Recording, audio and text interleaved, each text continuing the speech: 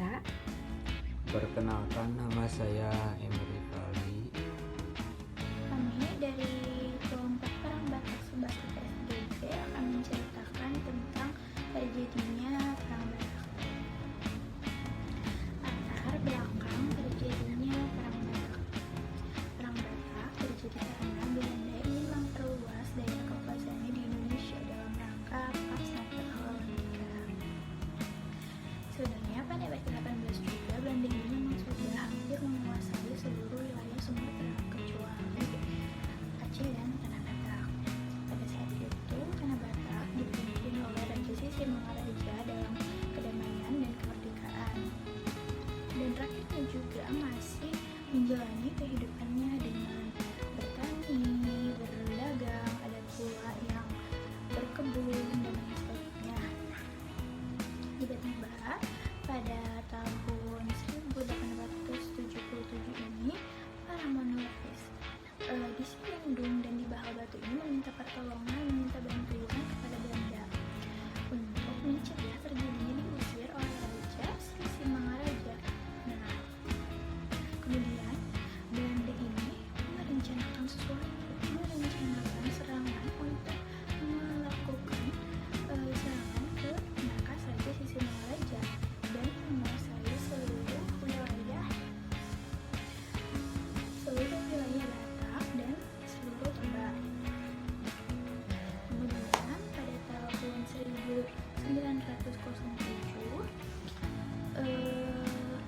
pasukan Belanda ini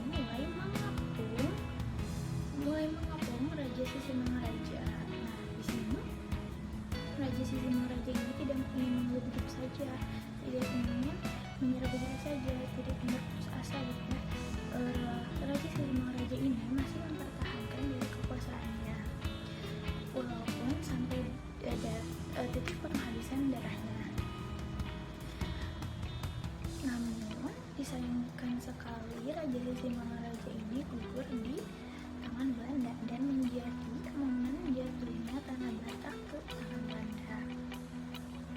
Kemudian Raja Sisingamaraja ini melakukan penyerangan kepada Belanda karena ia menolak masuknya agama Kristen ke Tanah Batak. Ia pun menolak kebijakan Belanda untuk memperluas daerah kekuasaannya di Tanah Batak, dan ia pun menolak kebijakan Belanda untuk menyengsarakan rakyat pribumi. Jadi Raja Sisingamaraja ini tidak Raja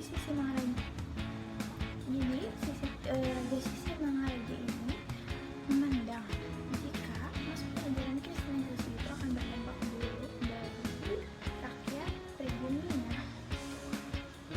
Jadi dapat disimpulkan latar belakang dari Perang Batak ini ada 3, yaitu Raja Sisingamaraja tidak ingin daerah kekuasaannya dikuasai oleh Belanda, makin dipersempit gitu ya oleh rakyat Belanda, oleh pasukan Belanda. Yang kedua, pasukan Belanda mewujudkan untuk menguasai Pax Netherlandia. Dan yang terakhir bahwa Raja Sisingamaraja ini memandang jika masuknya ajaran agama Kristenisasi ini akan berdampak buruk bagi rakyat pribumi sendiri. Jalannya perang. Menanggapi tindakan pengusiran oleh Sisingamangaraja, para misionaris meminta perlindungan dari pemerintah Belanda. Pada 6 Februari 1878, pasukan Belanda tiba di Pulau Raja, pedalaman Sumatera Utara, dan bergabung dengan kaum misionaris Belanda. Kedatangan tentara Belanda di wilayah Batak telah memprovokasi Sisingamangaraja, sehingga ia mengumumkan perang pada 16 Februari 1878 dengan melakukan penyerangan ke pos-pos Belanda di Bahal Batu. Dalam buku Sejarah Nasional Jilid 4 tahun 1984, karya Merwati Junad Bespenegoro, pasukan Sisingamangaraja dengan pejuang Aceh bergabung pada Desember 1878 untuk melakukan perlawanan terhadap Belanda. Aliansi Sisingamangaraja dan Aceh mampu menduduki wilayah pedalaman Sumatera Utara. Namun saat memasuki wilayah kota, pasukan ini dapat dipukul mundur oleh pasukan Belanda. Perang Batak antara Sisingamangaraja dan Belanda berjalan seimbang antara tahun-tahun 1880-an.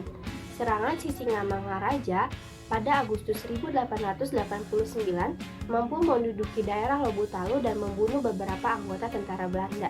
Namun, kepenguasaan daerah Lobutalu tidak berlangsung lama karena Belanda kembali mendatangkan bantuan dari Padang untuk merebut daerah Lobutalu dari tangan Sisingamangaraja.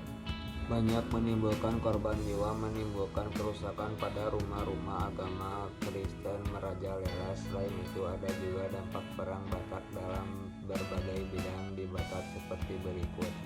A. Bidang politik, seluruh daerah Tapanuli dapat dikuasai sepenuhnya oleh pemerintah kolonial Hindia Belanda. B. Bidang ekonomi, dikuasai monopoli perdagangan di sana, terutama hasil perkebunan seperti tembakau. C. Bidang sosial, tersebarnya agama Kristen di Tapanuli secara meluas yang menyebabkan perubahan keyakinan masyarakat sebelumnya.